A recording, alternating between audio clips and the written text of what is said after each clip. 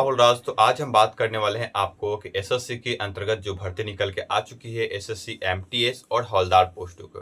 तो ये अगर आप इसके फॉर्म को फिल करना चाहते हैं तो सिंपली आपको 10th पास होना चाहिए, मतलब 10वीं कक्षा पास हो, भारत के किसी भी राज्य से हो, आप अप्लाई कर सकते हैं, कोई दिक्कत नहीं है। लड़का हो या लड़की, इसमें कोई दिक्कत नहीं है, आप दोनों जन अप्लाई कर सकते हैं। साथ ही इसमें एक कैटेगरी है कि बस आपका एज 18 से प्लस होना चाहिए और 27 से कम होना चाहिए। ठीक है, क्या डिटेल से आगे भी बात करेंगे। और इसमें टोटल पोस्ट जो निकल के आए हैं 8,326 पोस्टों पर यह भर्ती होने वाली है। ठीक है, तो इसमें कुछ पोस्ट एमटीएस के हैं और कुछ पोस्ट हवलदार के हैं। तो क्या दोनों का पोस्ट है, इसके भी रिगार्डिंग बात करेंगे। और आप इसमें सबसे बड़ी अच्छी बात है कि अगर आप सिंपली 10th पास, 10th में किसी भी बोर्ड से, स्टेट बोर्ड हो या सीबीएसई बोर्ड हो या ओपन बोर्ड हो, किसी से हो, आप इसे अप्लाई कर सकते हैं, कोई दिक्कत नहीं है। तो चलिए इस वीडियो को डिटेल्स को चलते हैं, नोटिस दिखलाते हैं, क्या अपडेट है, ए टू जेड जानकारी जाएंगे। लेकिन आपसे एक रिक्वेस्ट करना चाहते हैं, अगर आप भारतीय हैं तो आपसे यही रिक्वेस्ट करूंगा, कमेंट सेक्शन में जय हिंद लिखना ना भूले। आइए वीडियो को शुरू करते हैं। तो फ्रेंड, जैसे कि आपको डिस्प्ले पर नोटिस दिख रहा होगा, अब हम बात करेंगे इसी नोटिस की एक एक डिटेल्स की। कहीं भी डाउट नहीं आने देंगे। ये नोटिस आपको कल ही जारी हुआ है, ठीक है, और आज आपका वीडियो अपलोड है। वीडियो रात को बनाया जाएगा, फिर ये आपको अपलोड किया जाता है, तो इसलिए आपको कुछ समय लग चुका है, इसलिए सॉरी। और ये आज का 28 तारीख है, आज ही का अपडेट है। देखिए, सबसे पहले आपको बता दें, यहाँ जो अप्लाई डेट रखा गया है 27/6/2024 से लेकर आपको 31/7/2024 तक आपका अप्लाई होगा, ठीक है। और यही हम बात कर ले इसके जो लास्ट पेमेंट के जो आपको डेट रहेंगे और आपको एप्लीकेशन क्लोजिंग के डेट रहेंगे। जो आपको क्लोजिंग के डेट रहने वाला है 31/7/2024। पेमेंट जो अगर आप कम से कम 1/8/2024 तक अगर आपका पेमेंट सक्सेसफुली पेमेंट हो गया तो आपका फॉर्म एक्सेप्ट है। किसी कारणवश फंस जाता है तो आप समझ जाइए कि आपका फॉर्म रिजेक्ट हो चुका है। अब बारी आती है, अगर आपका फॉर्म फिल करते वक्त किसी कारणवश से किसी प्रकार की गलती हो जाती है, त्रुटि हो जाती है, तो आपको उसके लिए डेट दिया गया है 16/8 से लेकर आपको 17/8 तक आप कलेक्शन कर सकते हैं। कलेक्शन में आपको मैं बता दूं, सबसे अच्छा खबर और सबसे बुरा खबर, ठीक है। अच्छा खबर ये रहता है कि आप फॉर्म जब भरे उसी समय अच्छी तरीके से भर लें तो आपका काम 100 रुपया में फरी आ जाएगा, ठीक है।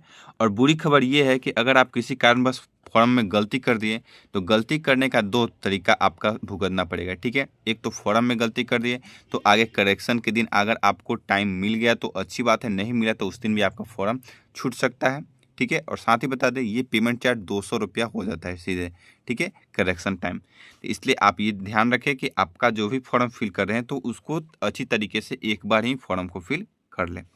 आगे बात करते हैं, इसमें आपको जो एग्ज़ाम के लिए डेट दिया गया है, आपको अक्टूबर से नवंबर में आपका एग्ज़ाम ले लिया जाएगा। ये आपका डेट कैलेंडर जारी कर दिया गया। ये मैं ऑलरेडी भी एक पहले वीडियो बना चुका हूँ जिसमें आपको बता चुका हूँ कि आप लोगों का एग्ज़ाम कब होने वाला है, ठीक है। आगे चलते हैं।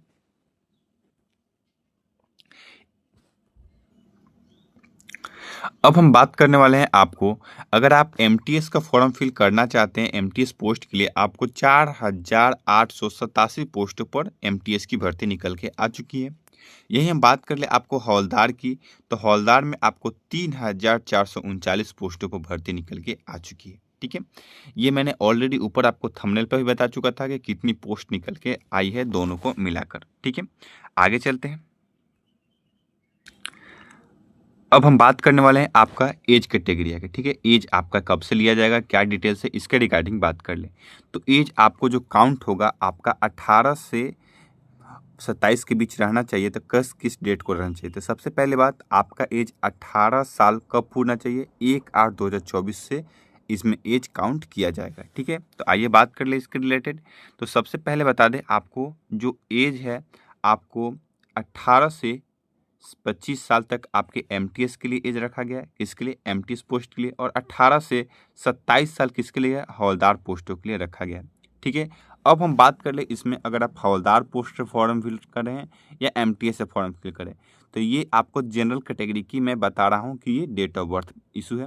अगर आप ओबीसी एससी एसटी हैं, ठीक है, अगर आप किसी गवर्नमेंट एम्प्लॉय हैं, उसके लिए आपको डेट ऑफ बर्थ में एज में छूट मिलता है, ठीक है। तो यहाँ आप बात कर ले, अगर आप एससी एसटी हैं तो अगर आप एमटीएस की फॉर्म फिल करना चाहते हैं तो 5 साल आपका एक्स्ट्रा इसमें जुट जाएगा, तो यानी 30 साल हो जाएगा। ओबीसी कैटेगरी है, अगर आप एमटीएस का फॉर्म फिल करते हैं तो 3 साल आपका जुट जाएगा, तो कितना हो जाएगा, 25 और 3 28 साल।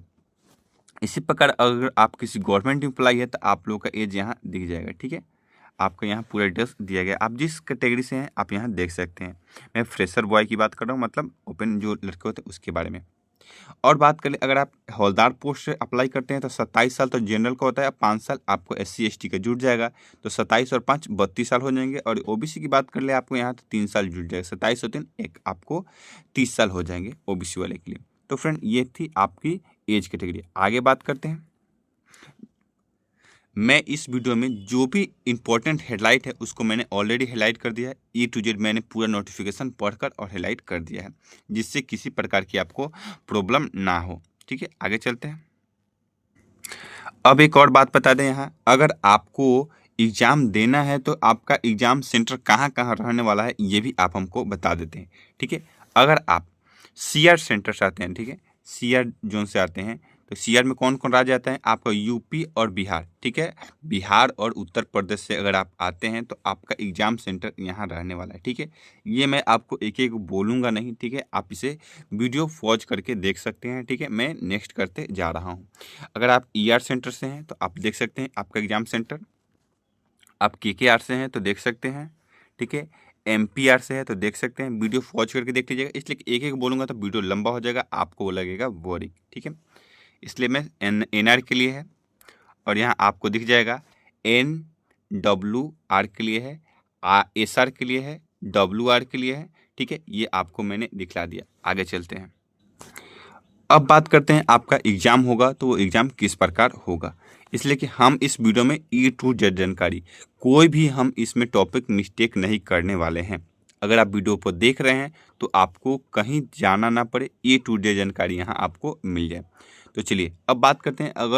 अगर आप ये फॉर्म फिल कर देते हैं तो आपका इसमें एग्ज़ाम जो होगा कंप्यूटर बेस्ड एग्ज़ाम होना है, यानी आपका एग्ज़ाम ऑनलाइन होने वाला है। तो कैसे होगा इसके रिगार्डिंग बात करेंगे।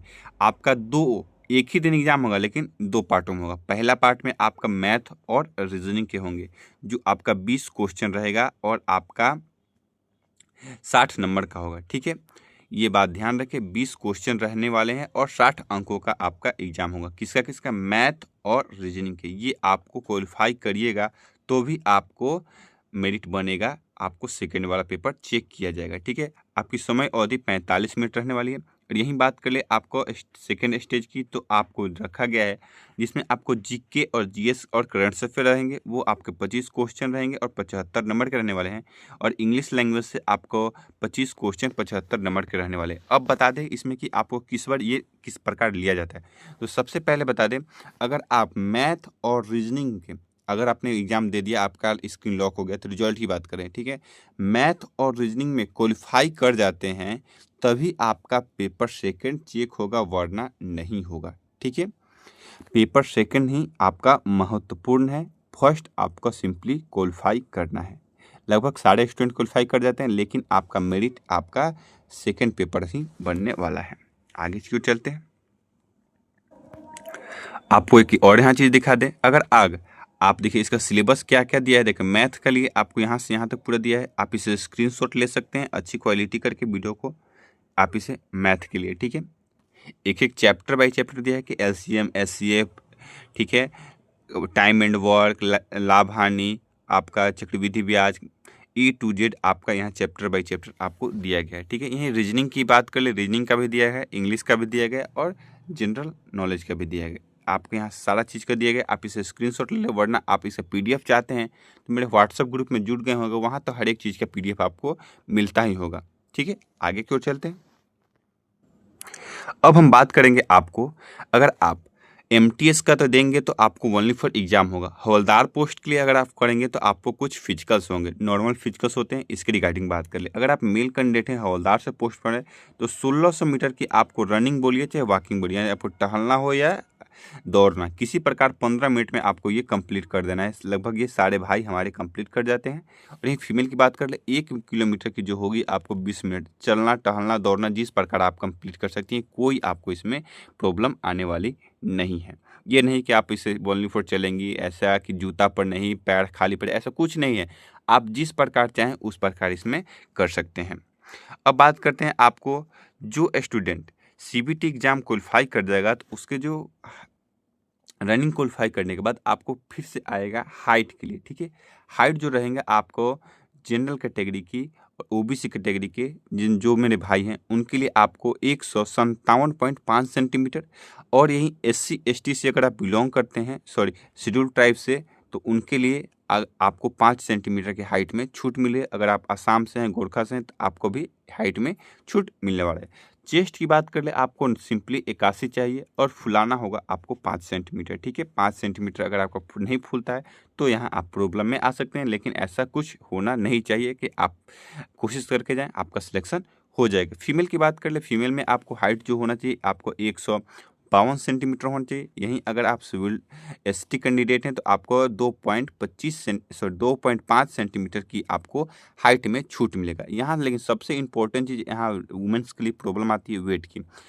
किसी लड़की का क्या होता है, वेट कम हो जाता है, तो यहाँ आपका वेट अगर आपका 48 kg से कम है तो आप प्रॉब्लम में आ सकती हैं और डिस्क्वालीफाई हो सकती है, ठीक है। ये आप ध्यान रखें। और अगर आप सिविल ट्राइब हैं, मतलब ST कैंडिडेट हैं, तो आपको 2 किलो और छूट मिलने वाला है। आगे चलते हैं। अब हम बात कर ले आपको ओरिजिनल डॉक्यूमेंट्स क्या क्या आपके पास होने चाहिए, ठीक है। आईडी प्रूफ में, केवल आईडी प्रूफ में बात करें, आपके आधार कार्ड होना चाहिए। आधार कार्ड नहीं है तो आपका आधार जरूर होना चाहिए, ठीक है। वोटर आई कार्ड हो चलेगा, ड्राइविंग लाइसेंस हो चलेगा, पैन कार्ड हो चलेगा, आपके पासपोर्ट हो चलेगा, आईडी कार्ड हो जो यूनिवर्सिटी कॉलेज और स्कूल का हो, यो भी आपका मान्य होगा, ठीक है। एम्प्लॉयमेंट आईडी कार्ड चलेगा, ठीक है। ये आपका चलने वाला है। और एक बात बता दें, यहाँ आपको अगर एक सर्विसमैन है तो आप लोग का डिपार्टमेंट जो कार्ड होता है वो भी आपका मान्य है, कोई दिक्कत नहीं है। गवर्नमेंट एम्प्लॉय है, जो भी आपका स्टेट हो या गवर्नमेंट हो का हो, बस आपका उस पर मोहर होना चाहिए, वो भी आप लोगों का एम्प्लॉय के किसी भी एम्प्लॉय को आपको मान्य है, ठीक है। आगे की ओर चल। अब यहाँ एक और बात आपको बता दें, जैसे कि आपका देखिए एग्जाम ऑनलाइन आपका होने वाला है, CBT आपको मैंने ऑलरेडी बता दिया। आपको मिनिमम क्वालिफाई कैसा होना है इसके रिगार्डिंग बात कर ले। यूआर कैटेगरी लगभग आपको कम से कम 30% अंक लाइएगा तो आपको ओनली फॉर क्वालिफाई करिएगा, ठीक है। OBC कैटेगरी और EWS कैटेगरी 25% लाइएगा तो आपको क्वालिफाई किया जाएगा। यहीं बात कर ले आपको अदर कैंडिडेट्स की जो इसके अलावा बचते हैं, वो PWD हो या फीमेल हो या किसी प्रकार को क्या बोलते हैं गवर्नमेंट एम्प्लॉय हो, उनके लिए आपको 20% लाइएगा तो आपको क्वालिफाई है। ओनली फॉर क्वालिफाई के लिए बात करते हैं, ये आपको मेरिट में आपका मान्य नहीं होता है, लेकिन क्वालिफाई कर सकते हैं, ठीक है। लेकिन क्वालिफाई से आज दुनिया नहीं चलने वाली है, आज होना चाहिए आपके पास मेरिट, तभी आपको जॉब मिल सकता है। तो फ्रेंड, इस वीडियो में लगभग मैंने आपको सारी डिटेल्स कर दिया। इसके बाद अगर कहीं डाउट हो तो कमेंट कर सकते हैं, आपके कमेंट का इंतजार रहता है और हर एक कमेंट का आपका जरूर जवाब दिया जाएगा। जब तक के लिए जय हिंद दोस्तों, वंदे मातरम।